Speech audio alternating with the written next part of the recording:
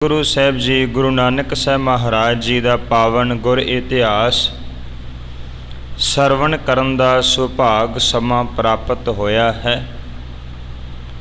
कवि संतोख सिंह जी श्री नानक प्रकाश ग्रंथ के अंदर दर्शा रहे सन कि गुरु नानक साहब महाराज जी दे वड्डे भैन जी सत्कारयोग बेबे नानकी जी का विआह सुल्तानपुर लोधी दे रहन वाले भाईया जय राम जी दे नाल हुंदा है। गुरु नानक साहब महाराज अपनी भैन नूं लैण वास्ते सुल्तानपुर जांदे है। उस तो बाद फिर जय राम जी जिहड़े है वो नानकी जी नूं लैण वास्ते आउंदे है। गुरु नानक साहब महाराज अपने घर दे विच रहिंदे पए है, बिल्कुल उस तरह जिवें पहलां अपने मस्त सुभाअ दे विच रहा करदे सी। कवि संतोख सिंह जी आखदे ने, कहंदे अक्सर ही गुरु नानक साहब महाराज साधु पुरुषां दे नाल धर्मी पुरुषां दे नाल गोष्ट करन वास्ते बैठिया करदे सी। एक दिन तलवंडी दे विच कोई साधु आ जांदा है। गुरु नानक साहब महाराज उस दे कोल जांदे है, गोष्ट आरंभ हुंदी है। ते कवि संतोख सिंह जी कहते ने कि साधु आखदा है कि तेरा नाम की है। गुरु नानक साहब महाराज आखदे भी मेरा नाम नानक निरंकारी है। कहते जे तू वाकई निरंकारी है तो फिर साबित कर, मैं किवें मन्ना भी तू निरंकारी पुरुष है। कवि संतोख सिंह जी कहते ने गुरु नानक साहब महाराज जी ने जेड़े अपने उंगल दे विच एक मुंदरी पाई सी, एक उन्हां दे कोल लोटा सी, वो दोवें चीज़ां जेड़ियां ने उस साधु नूं भेटा कर दित्तियां। जदों उस साधु ने दोवें चीज़ां लईआं ते उस तो बाद वो बड़ा हैरान हुंदा है। इस तो अगे फिर साधु की कहंदा है ते घर विच की कुछ हुंदा है, वो इतिहास की लड़ी अज कवि संतोख सिंह जी सानू सरवण करवा रहे ने। इस इतिहास की लड़ी दे नाल जुड़न वास्ते आप समूह संगत रसना तो उच्चारण करियो। सारे आखियो जी सतनाम वाहेगुरु साहिब जी।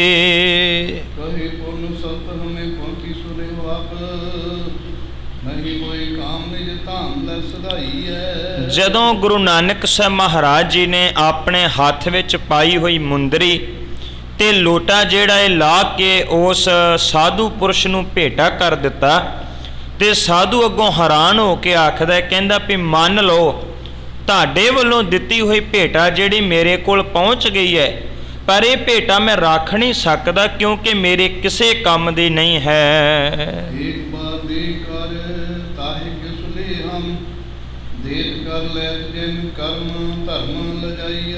गुरु नानक साहब महाराज कहते ने धर्मात्मा जी जेड़ी चीज़ एक बार दे दिए ना वो दोबारा कदे वापस नहीं लईदी, ते जे वापस ले ली तो फिर साडा धर्म किस काम दा, फिर साडा क्या होया बचन किस काम दा।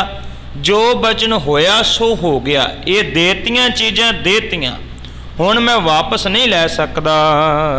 होए के प्रसंत संत कह प्रसन्न बै लेख लेख करतार सुध ऐसे जान पाई है। जदों गुरु नानक साहब महाराज ने अपने मुखार बिंद तो ये बचन कहे ना, तो वो जिहड़ा साधु है बड़ा प्रसन्न होया, ते प्रसन्न होके कहंदा भी तू कोई आम पुरुष नहीं है, तू सचमुच कोई धर्मी पुरुष है। इउं लगदा जिवें करतार ने आप तेनू इस धरती ते भेजिया होवे।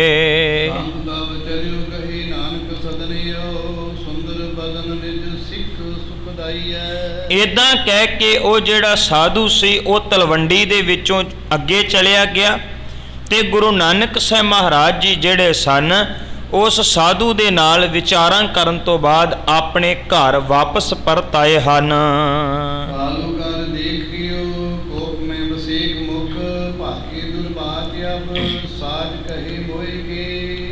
कवि संतोख सिंह जी कहते ने जदों फिर गुरु नानक साहब महाराज घर परते ना, ते अगले पासों मेहता कालू जी टक्कर गए। उन्होंने देखा भी जदों घरों गया सी बड़ी सोहनी मुंदरी पाई सी, हथ विच लोटा सी, ये तो ना ये कोल मुंदरी है तो ना लोटा है। ਕਵੀ ਸੰਤੋਖ ਸਿੰਘ ਕਹਿੰਦੇ ਨੇ ਕਾਲੂ ਜੀ ਬੜੇ ਗੁੱਸੇ ਵਿੱਚ ਆਏ ਤੇ ਕਹਿਣ ਲੱਗੇ, ਨਾਨਕ ਸੱਚੋ ਸੱਚ ਦੱਸਣਾ ਕਰ। ਲੋਟਾ ਤੇ ਗਵਾਏ ਸ਼ਾਪ ਦੀ ਨੀ ਕੌਣ ਜਾਏ ਸੁਤ, ਸਦਾ ਦੁਖਦਾਈ ਮਤ ਆਵਤ ਨ ਹੋਤ ਹੈ। ਕਵੀ ਸੰਤੋਖ ਸਿੰਘ ਜੀ ਕਹਿੰਦੇ ਨੇ, ਪਿਤਾ ਮਹਿਤਾ ਕਲਿਆਣ ਦਾਸ ਜੀ ਆਖਦੇ, ਕਹਿੰਦੇ ਨਾਨਕ ਸੱਚੋ ਸੱਚ ਦੱਸ, ਉਹ ਲੋਟਾ ਤੇ ਉਹ ਮੁੰਦਰੀ ਜਿਹੜੀ ਹੈ ਕਿੱਥੇ ਗਵਾ ਕੇ ਆਇਆ ਹੈ? ਤੂੰ ਕਿੱਥੇ ਛੱਡ ਕੇ ਆਇਆ ਹੈ? ਕਿਸੇ ਨੂੰ ਦੇ ਕੇ ਆਇਆ ਹੈ? ਤੂੰ ਕੇਵਲ ਤੇ ਕੇਵਲ ਮੈਨੂੰ ਦੁੱਖ ਦੇਣ ਵਾਸਤੇ ਪੈਦਾ ਹੋਇਆ ਹੈ। ਇਵੇਂ ਕਰਕੇ ਕਾਲੂ ਜੀ ਜਿਹੜੇ ਨੇ ਗੁਰੂ ਨਾਨਕ ਸਾਹਿਬ ਮਹਾਰਾਜ ਨੂੰ ਝਿੜਕ ਰਹੇ ਹਨ। ਕਹਾਂ ਲੈ ਪੁਕਾਰੇ ਨੇ ਲੀਨ ਕੈ ਸਮਾਰੇ, ਪੌਣ ਕੀਨ ਸੋ ਜਾਰੇ ਮੁਖ ਕਿਉ ਜਨ ਕੋਈ ਕਹਿ। ਕਾਲੂ ਜੀ ਕਹਿੰਦੇ ਮੈਂ ਕਿੰਨਾ ਸਮਝਾ ਕੇ ਤੈਨੂੰ ਥੱਕ ਗਿਆ, ਤੈਨੂੰ ਮੈਂ ਕਹੀ ਜਾਣਾ, ਤੈਨੂੰ ਸਮਝ ਕਿਉਂ ਨਹੀਂ ਆਉਂਦੀ? ਤੂੰ ਕਿਉਂ ਮੇਰਾ ਘਰ ਉਜਾੜਨ ਤੇ ਲੱਗਾ ਹੋਇਆ ਹੈ? ਜੋ ਕੁਝ ਮੈਂ ਲਿਆਉਣਾ ਹਾਂ ਉਹ ਤੂੰ ਉਜਾੜ ਕੇ ਆ ਜਾਣਾ ਹੈ, ਤੈਨੂੰ ਸਮਝ ਕਦੋਂ ਆਉਣੀ ਹੈ? ਈਸ਼ਾ ਜਹ ਜੈ ਹਮ ਧਨ ਇਹ ਹੋ ਨਿਜ, ਖਾਏ ਜੋ ਕਮਾਈ ਕਯੋ ਦਿਨੇ ਹੋਏ ਛੋਈ ਹੈ। ਬੜੇ ਗੁੱਸੇ ਦੇ ਵਿੱਚ ਆਣ ਕੇ ਮਹਿਤਾ ਕਲਿਆਣ ਦਾਸ ਕਹਿੰਦੇ, ਜਿੱਥੇ ਤੇਰਾ ਜੀ ਕਰਦਾ ਚਲਿਆ ਜਾ, ਨਿਕਲ ਜਾ ਮੇਰੇ ਘਰ ਦੇ ਵਿੱਚੋਂ, ਤੂੰ ਤੇ ਉਜਾੜਨ ਤੇ ਲੱਗਾ ਹੋਇਆ ਹੈ।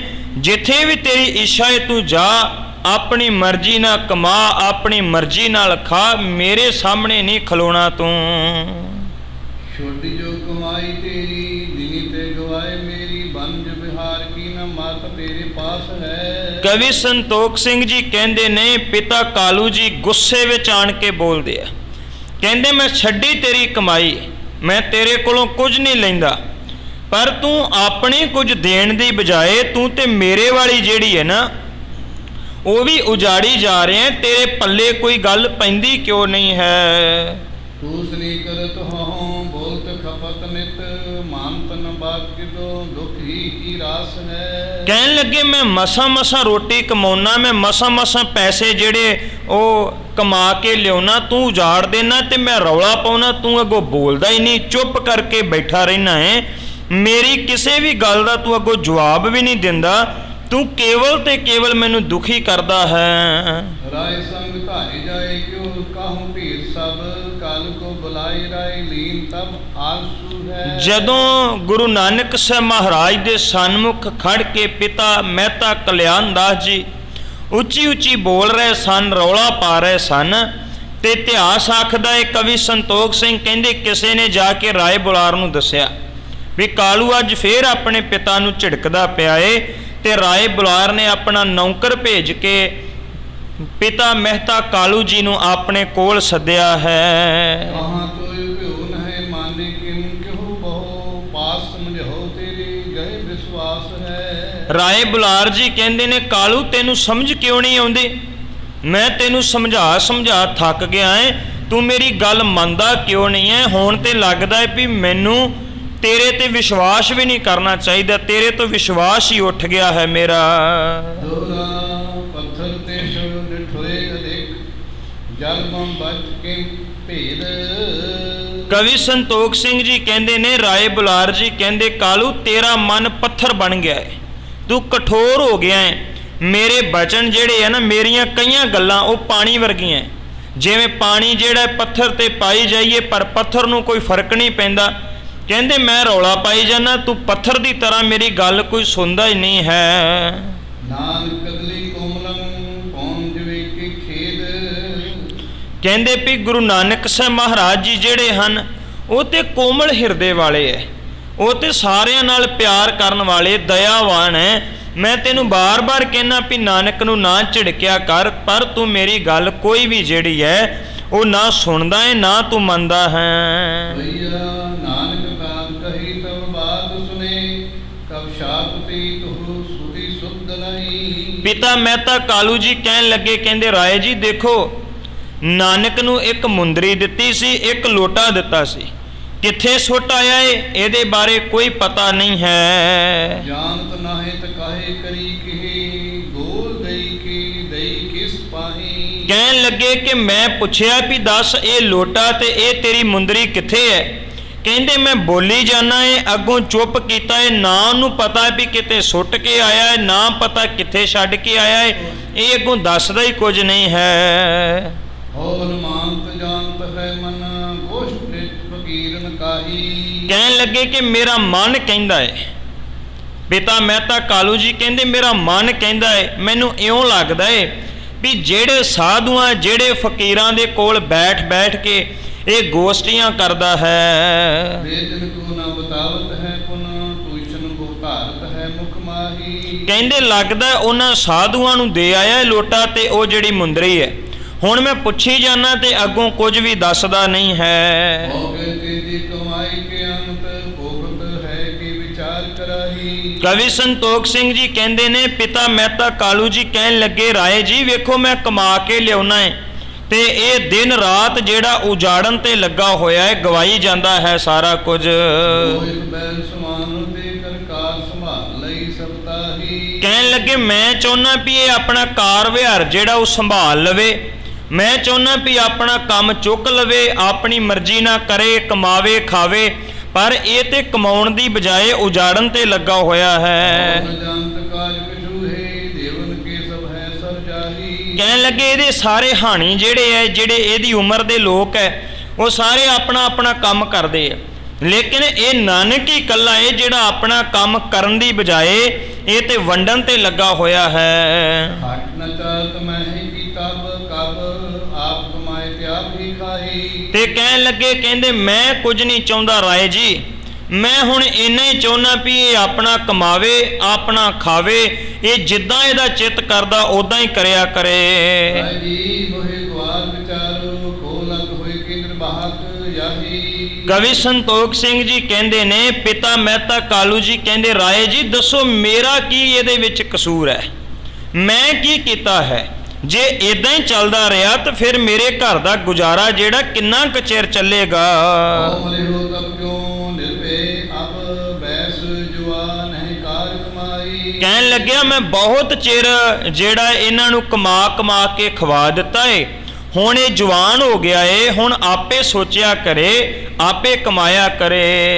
ਰਾਏ ਬਲਾ ਵਿਚਾਰ ਕਹੀ ਭਾਰਤ ਹੋਏ ਤੁਮਰੇ ਕਰਮਾਹੀ। ਉਸ ਵਕਤ ਰਾਏ ਬੁਲਾਰ ਜੀ ਚੁੱਪ ਕਰ ਗਏ ਨੇ, ਚੁੱਪ ਕਰਕੇ ਸੋਚਣ ਲੱਗੇ ਨੇ, ਤੇ ਸੋਚਣ ਤੋਂ ਬਾਅਦ ਫਿਰ ਰਾਏ ਬੁਲਾਰ ਜੀ ਜਿਹੜੇ ਹੈ ਉਹ ਅੱਗੋਂ ਬੋਲਦੇ ਹਨ। ਨਾਨਕੀ ਅਵਤਾਮ ਜੈ ਰਾਮ ਕਿਉ ਮਮਾਨ ਪਠਾਓ ਪਤਾਹੀ। ਉਹਨਾਂ ਨੇ ਇੱਕ ਨੌਕਰ ਭੇਜਿਆ ਏ ਗੁਰੂ ਨਾਨਕ ਸਾਹਿਬ ਮਹਾਰਾਜ ਨੂੰ ਬੁਲਾਉਣ ਵਾਸਤੇ।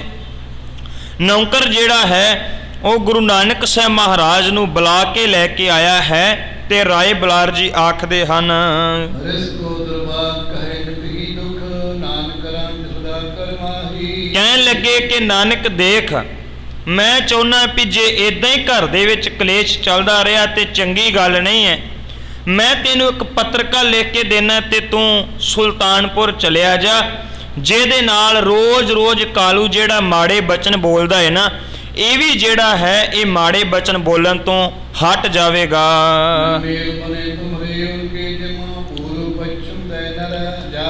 ਰਾਏ ਬੁਲਾਰ ਕਹਿਣ ਲੱਗੇ ਕਹਿੰਦੇ ਦੇਖੋ ਤੁਹਾਡੇ ਪਿਤਾ ਤੇ ਪੁੱਤਰ ਦਾ ਕੋਈ ਮੇਲ ਨਹੀਂ ਬਣਦਾ। ਪਿਤਾ ਜਿਹੜਾ ਉਹ ਇੱਕ ਪਾਸੇ ਨੂੰ ਖਿੱਚਦਾ, ਪੁੱਤਰ ਇੱਕ ਪਾਸੇ ਨੂੰ ਖਿੱਚਦਾ। ਬਿਲਕੁਲ ਇਦਾਂ ਵੀ ਇੱਕ ਬੰਦਾ ਪੂਰਬ ਨੂੰ ਤੁਰ ਪਏ, ਇੱਕ ਪੱਛਮ ਨੂੰ ਤੁਰ ਪਏ, ਤੇ ਉਹਨਾਂ ਦਾ ਮੇਲ ਕਦੇ ਵੀ ਨਹੀਂ ਹੋ ਸਕਦਾ। ਮਨ ਲੋਲਤਾ ਤਵ ਤਾਨੁ ਦਾਰਤ ਸੰਤ ਸੁਭਾਏ ਸਦਾ ਕਰਨਾਹੀ। ਰਾਏ ਬੁਲਾਰ ਜੀ ਕਹਿਣ ਲੱਗੇ ਕਹਿੰਦੇ ਪਿਤਾ ਜਿਹੜਾ ਮਹਿਤਾ ਕਾਲੂ ਹੈ ਇਹਦਾ ਸੁਭਾਅ ਹੈ ਲੋਭ ਲਾਲਚ ਵਾਲਾ, ਪੈਸੇ ਵਾਲਾ, ਤੇ ਨਾਨਕ ਤੇਰਾ ਸੁਭਾਅ ਹੈ ਦਿਆਲੂ, ਕਿਸੇ ਨੂੰ ਵੰਡਣ ਵਾਲਾ। ਇੱਕ ਇਕੱਠਾ ਕਰਨ ਵਾਲਾ, ਇੱਕ ਵੰਡਣ ਵਾਲਾ, ਦੋਵਾਂ ਦਾ ਮੇਲ ਕਦੇ ਹੋ ਹੀ ਨਹੀਂ ਸਕਦਾ।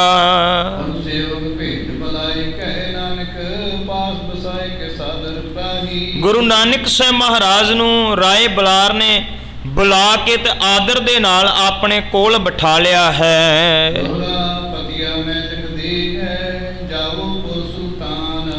ਗੁਰੂ ਨਾਨਕ ਸਾਹਿਬ ਮਹਾਰਾਜ ਨੂੰ ਰਾਏ ਬੁਲਾਰ ਕਹਿੰਦੇ ਲਓ ਮੈਂ ਹੁਣੇ ਤੈਨੂੰ ਪੱਤਰ ਲਿਖ ਕੇ ਦੇਣਾ ਹੈ, ਤੇ ਤੁਸੀਂ ਹੁਣ ਆਪਣੀ ਭੈਣ ਪਾਵ ਭਾਈਆ ਜ਼ੈ ਰਾਮ ਜੀ ਦੇ ਕੋਲ ਸੁਲਤਾਨਪੁਰ ਲੋਧੀ ਚਲੇ ਜਾਓ। ਕਹਿਣ ਲੱਗੇ ਤੁਸੀਂ ਵੀ ਉੱਥੇ ਸ਼ਾਂਤੀ ਦੇ ਨਾਲ ਰਹੋਗੇ, ਤੇ ਇਥੋਂ ਦੀ ਜਿਹੜੀ ਰੋਜ਼ ਦੀ ਲੜਾਈ ਹੈ, ਰੋਜ਼ ਦਾ ਝਗੜਾ ਜਿਹੜਾ ਉਹ ਵੀ ਮੁੱਕ ਜਾਵੇਗਾ।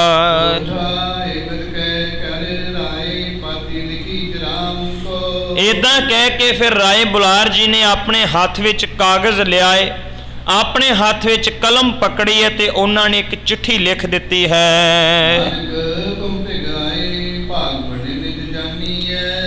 ਉਹ ਚਿੱਠੀ ਲਿਖੀ ਹੈ ਜੈ ਰਾਮ ਜੀ ਨੂੰ, ਲਿਖਿਆ ਵੀ ਨਾਨਕ ਤੁਹਾਡੇ ਕੋਲ ਆ ਰਿਹਾ ਹੈ, ਇਹਦੇ ਵਿੱਚ ਤੁਸੀਂ ਆਪਣੇ ਵੱਡੇ ਭਾਗ ਸਮਝ ਲਵੋ।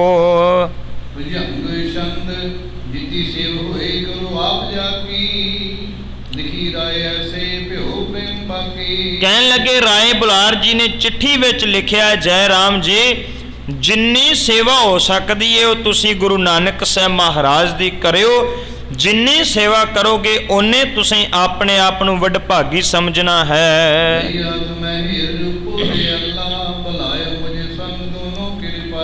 ਕਹਿਣ ਲੱਗੇ ਉਹ ਚਿੱਠੀ ਲਿਖ ਕੇ ਰਾਏ ਬੁਲਾਰ ਨੇ ਗੁਰੂ ਨਾਨਕ ਸਾਹਿਬ ਮਹਾਰਾਜ ਦੇ ਹੱਥ ਵਿੱਚ ਫੜਾ ਦਿੱਤੀ ਹੈ। ਜਦੋਂ ਹੱਥ ਦੇ ਵਿੱਚ ਚਿੱਠੀ ਫੜਾਈ ਹੈ, ਫਿਰ ਨਾਲ ਇੱਕ ਸਾਥੀ ਭੇਜਣ ਵਾਸਤੇ ਸਾਥੀ ਦੀ ਚੋਣ ਕੀਤੀ ਗਈ ਹੈ ਤੇ ਇੱਕ ਸਾਥੀ ਜਿਹੜਾ ਗੁਰੂ ਨਾਨਕ ਸਾਹਿਬ ਮਹਾਰਾਜ ਦੇ ਨਾਲ ਜਾਣਾ ਹੈ ਉਹਨੂੰ ਬੁਲਾਇਆ ਗਿਆ ਹੈ।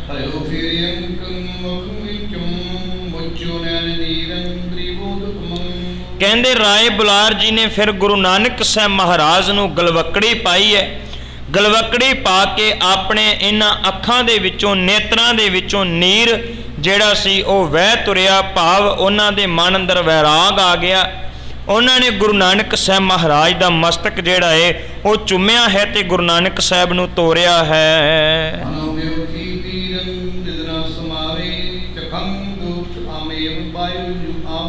ਕਹਿਣ ਲੱਗੇ ਕਿ ਰਾਏ ਬੁਲਾਰ ਜੀ ਨੇ ਉਸ ਵਕਤ ਆਪਣੇ ਹਿਰਦੇ ਦੇ ਵਿੱਚ ਉਸ ਦੁੱਖ ਦੀ ਪੀੜਾ ਜਿਹੜੀ ਹੈ ਉਹਨੂੰ ਮਹਿਸੂਸ ਕੀਤਾ ਹੈ ਤੇ ਜਰਿਆ ਵੀ ਹੈ ਤੇ ਅੱਖਾਂ ਦੇ ਰਾਹੀਂ ਉਹ ਜਿਹੜੇ ਸਨ ਨੀਰ ਭਾਵ ਅਥਰੂ ਘੇਰ ਰਹੇ ਸਨ।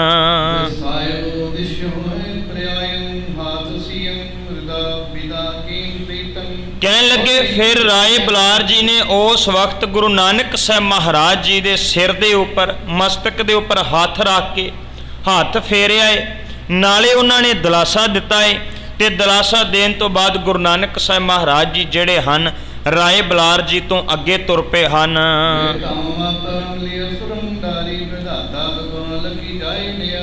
ਕਹਿਣ ਲੱਗੇ ਕਿ ਅਗਲੇ ਬੰਨੇ ਗੁਰੂ ਨਾਨਕ ਸਾਹਿਬ ਮਹਾਰਾਜ ਦੇ ਸਤਿਕਾਰਯੋਗ ਮਾਤ ਤ੍ਰਿਪਤਾ ਜੀ ਖੜੇ ਸਨ। ਮਾਤ ਤ੍ਰਿਪਤਾ ਜੀ ਜਿਹੜੇ ਸਨ ਉਹਨਾਂ ਨੂੰ ਜਦੋਂ ਪਤਾ ਲੱਗਾ ਕਿ ਮੇਰਾ ਪੁੱਤਰ ਜਿਹੜਾ ਹੈ ਉਹ ਮੇਰੀ ਬੇਟੀ ਨਾਨਕੀ ਦੇ ਕੋਲ ਜਾ ਰਿਹਾ ਹੈ ਤੇ ਉਹ ਵੀ ਬੜੇ ਵੈਰਾਗ ਦੇ ਵਿੱਚ ਆਉਂਦੇ ਹਨ।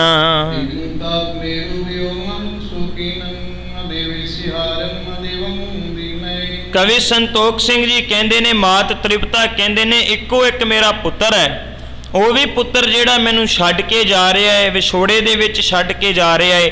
ਇਹ ਵਿਧਾਤੇ ਨੇ ਭਾਵ ਪ੍ਰਮਾਤਮਾ ਨੇ ਕਿੱਦਾਂ ਦੇ ਸਾਡੇ ਲੇਖ ਲਿਖੇ ਹਨ।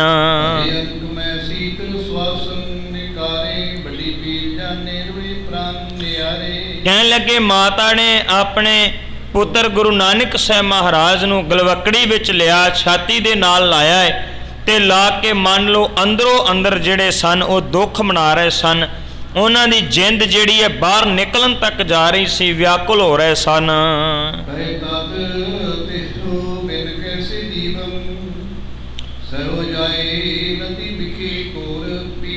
ਕਹਿਣ ਲੱਗੇ ਪੁੱਤਰਾ ਤੇਰੇ ਵਿਛੋੜੇ ਦੇ ਵਿੱਚ ਮੈਂ ਕਿਵੇਂ ਜੀਵਾਂਗੀ, ਤੇਰੇ ਤੋਂ ਬਿਨਾਂ ਮੈਂ ਰਹਿ ਨਹੀਂ ਸਕਾਂਗੀ। ਇਹ ਜਿਹੜਾ ਤੇਰਾ ਵਿਛੋੜਾ ਹੈ ਮੈਨੂੰ ਐਵੇਂ ਲੱਗੇਗਾ ਜਿਵੇਂ ਜ਼ਹਿਰ ਦੇ ਬਰਾਬਰ ਹੁੰਦਾ ਹੈ। ਇਹ ਸਹਾਰਨਾ ਮੇਰੇ ਵਾਸਤੇ ਕੋਈ ਸੌਖਾ ਨਹੀਂ ਹੈ।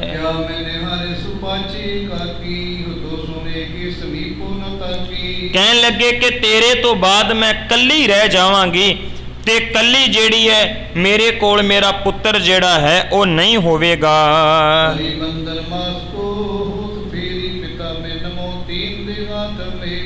ਕਹਿਣ ਲੱਗੇ ਫਿਰ ਗੁਰੂ ਨਾਨਕ ਸਾਹਿਬ ਮਹਾਰਾਜ ਜੀ ਨੇ ਆਪਣੇ ਪਿਤਾ ਤੇ ਆਪਣੀ ਮਾਤਾ ਮਾਤ ਤ੍ਰਿਪਤਾ ਜੀ, ਪਿਤਾ ਜੀ ਸਤਿਕਾਰਯੋਗ ਮਹਿਤਾ ਕਲਿਆਣ ਦਾਸ, ਦੋਵਾਂ ਨੂੰ ਨਮਸਕਾਰ ਕੀਤੀ ਹੈ।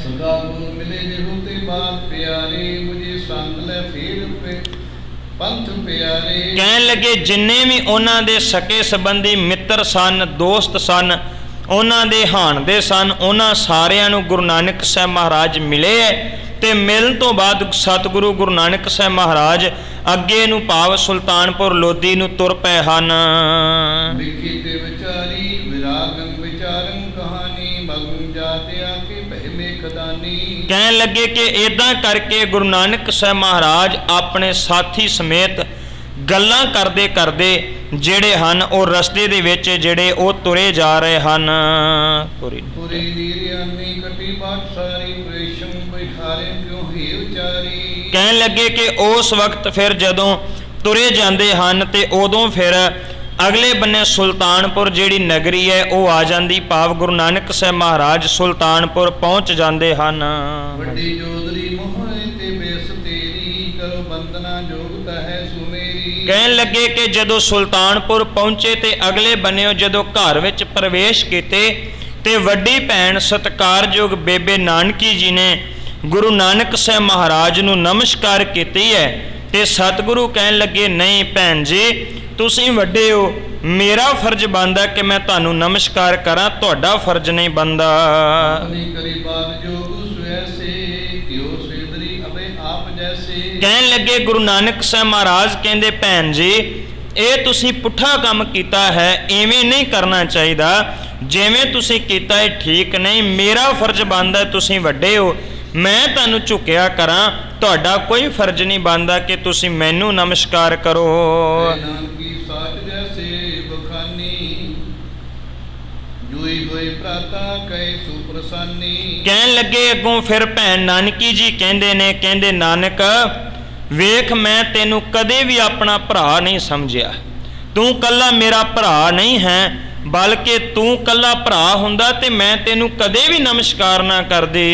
ਨਹੀਂ ਕਾਤ ਕਾਕੇ ਜਗਦੀਸ਼ ਵੇਖੋ ਹਿਰਦੇ ਆਪਣੇ ਨਾ ਭਰਾਤਾ ਸੇ ਲਿਖੋ। ਕਹਿੰਦੇ ਮੈਂ ਤੇਰੇ ਵਿੱਚੋਂ ਆਪਣਾ ਭਰਾ ਨਹੀਂ ਵੇਖਦੀ, ਮੈਂ ਤੇਰੇ ਵਿੱਚੋਂ ਜਗਤ ਪਿਰਤ ਪਾਲਕ ਅਕਾਲ ਪੁਰਖ ਵਾਹਿਗੁਰੂ ਦਾ ਸਰੂਪ ਵੇਖਦੀ ਹਾਂ। ਆਦਮ ਨਾਨਤੰ ਬੇਅੰਤੰ ਸਰੂਪੰ ਪਿਤਾ ਹੈ ਨ ਮਾਤਾ ਮਾਤਾ ਬੰਦੀ ਅਨੂਪੰ। ਨਾਨਕੀ ਜੀ ਕਹਿੰਦੇ ਨੇ ਵੇਖ ਨਾ ਤੇਰਾ ਕੋਈ ਆਦ ਹੈ ਨਾ ਤੇਰਾ ਕੋਈ ਅੰਤ ਹੈ, ਭਾਵ ਪ੍ਰਮਾਤਮਾ ਦਾ ਨਾ ਕੋਈ ਆਦ ਹੈ ਨਾ ਅੰਤ ਹੈ।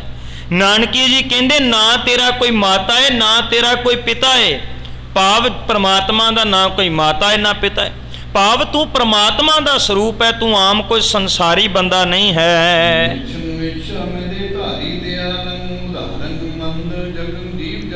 ਨਾਨਕੀ ਜੀ ਕਹਿੰਦੇ ਨੇ ਕਿ ਵੇਖ ਵੀਰ ਨਾਨਕ ਤੂੰ ਮਨੁੱਖੀ ਸਰੀਰ ਧਾਰਨ ਕਰਕੇ ਪ੍ਰਮਾਤਮਾ ਆਪ ਇਸ ਧਰਤੀ ਤੇ ਆਇਆ ਹੈ ਸੰਸਾਰ ਦੇ ਲੋਕਾਂ ਦਾ ਭਲਾ ਕਰਨ ਵਾਸਤੇ, ਸੰਸਾਰ ਦੇ ਲੋਕਾਂ ਦੇ ਬੰਧਨ ਕੱਟਣ ਵਾਸਤੇ।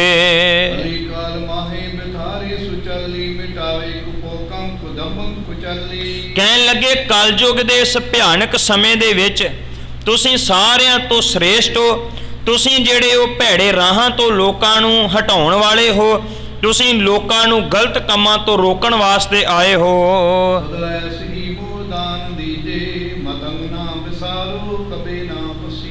ਕਹਿਣ ਲੱਗੇ ਐਸਾ ਹੀ ਇੱਕ ਦਾਨ, ਨਾਨਕੀ ਜੀ ਕਹਿੰਦੇ ਹੱਥ ਜੋੜ ਕੇ ਗੁਰੂ ਨਾਨਕ ਸਾਹਿਬ ਮਹਾਰਾਜ ਨੂੰ, ਐਸਾ ਹੀ ਇੱਕ ਦਾਨ ਜਿਹੜਾ ਮੈਨੂੰ ਵੀ ਦੇ ਦੇਵੋ, ਮੇਰੇ ਤੇ ਹਮੇਸ਼ਾ ਖੁਸ਼ੀ ਬਣਾਈ ਰੱਖਣੀ, ਮੇਰੇ ਤੇ ਹਮੇਸ਼ਾ ਆਪਣਾ ਕਿਰਪਾ ਦਾ ਹੱਥ ਰੱਖਣਾ ਹੈ।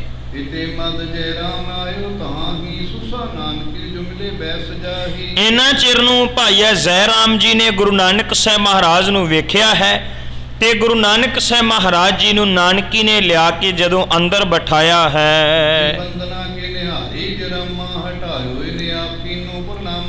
ਜਦੋਂ ਜੈ ਰਾਮ ਨੇ ਦੇਖਿਆ ਤੇ ਉਸੇ ਵੇਲੇ ਆਪਣੇ ਆਪ ਦੇ ਵਿੱਚ ਖੜੇ ਹੋਏ ਹੈ, ਉੱਠ ਕੇ ਗੁਰੂ ਨਾਨਕ ਸਾਹਿਬ ਮਹਾਰਾਜ ਜੀ ਦਾ ਆਦਰ ਕੀਤਾ ਤੇ ਉਹਨਾਂ ਨੂੰ ਨਮਸਕਾਰ ਕੀਤੀ ਹੈ। ਕਹਿਣ ਲੱਗੇ ਜੈ ਰਾਮ ਜੀ ਨੇ ਹੱਥ ਜੋੜੇ ਹੈ ਤੇ ਹੱਥ ਜੋੜ ਕੇ ਕਿਹਾ, ਹੇ ਗੁਰੂ ਨਾਨਕ ਸਾਹਿਬ ਮਹਾਰਾਜ ਤੁਸੀਂ ਸ੍ਰੇਸ਼ਟ ਹੋ, ਤੁਸੀਂ ਆਣ ਕੇ ਮੇਰੇ ਘਰ ਨੂੰ ਜਿਹੜਾ ਪਵਿੱਤਰ ਕਰ ਦਿੱਤਾ ਹੈ।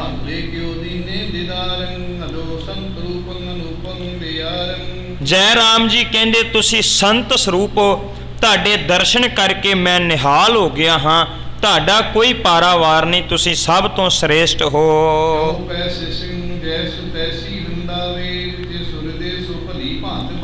ਜੈ ਰਾਮ ਜੀ ਆਖਦੇ ਨੇ, ਕਹਿੰਦੇ ਸਤਿਗੁਰੂ ਗੁਰੂ ਨਾਨਕ ਸਾਹਿਬ ਮਹਾਰਾਜ ਜੀ ਨੂੰ, ਕਹਿੰਦੇ ਜੈਸੀ ਪੁਸ਼ਾਕ ਪਹਿਨਣੀ ਚਾਹੋ ਉੱਦਾਂ ਦੀ ਤੁਸੀਂ ਪੋਸ਼ਾਕ ਪਹਿਨ ਸਕਦੇ ਹੋ, ਜੈਸਾ ਤੁਸੀਂ ਖਾਣਾ ਚਾਹੋ ਉੱਦਾਂ ਦਾ ਤੁਸੀਂ ਖਾ ਸਕਦੇ ਹੋ। ਰਹਿ ਬੈਠਿਆ ਪੰਗ ਕੀਰਤਨ ਤੁਮਾਰੀ, ਜੋ ਸਤ ਸੰਗਮ ਨਾਮ ਉਚਾਰੇ। ਕਹਿਣ ਲੱਗੇ ਕਿ ਆਪ ਜੀ ਦਾ ਹੀ ਇਹ ਘਰ ਹੈ, ਚਾਹੋ ਤੇ ਇੱਥੇ ਬੈਠੇ ਰਹੋ, ਚਾਹੋ ਤੇ ਸਤ ਸੰਗਤ ਕਰੋ, ਜਿਵੇਂ ਆਪ ਜੀ ਦੀ ਇੱਛਾ ਹੋਵੇ ਤੁਸੀਂ ਉਵੇਂ ਹੀ ਇਹ ਕਾਰਜ ਸਾਰੇ ਦਾ ਸਾਰਾ ਕਰਨਾ ਹੈ।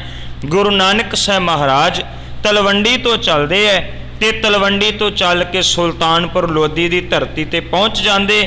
ਜੈ ਰਾਮ ਤੇ ਸਤਿਕਾਰਯੋਗ ਭੈਣ ਬੇਬੇ ਨਾਨਕੀ ਜੀ ਦੇ ਕੋਲ ਰਹਿਣਾ ਆਰੰਭ ਕਰਦੇ ਨੇ।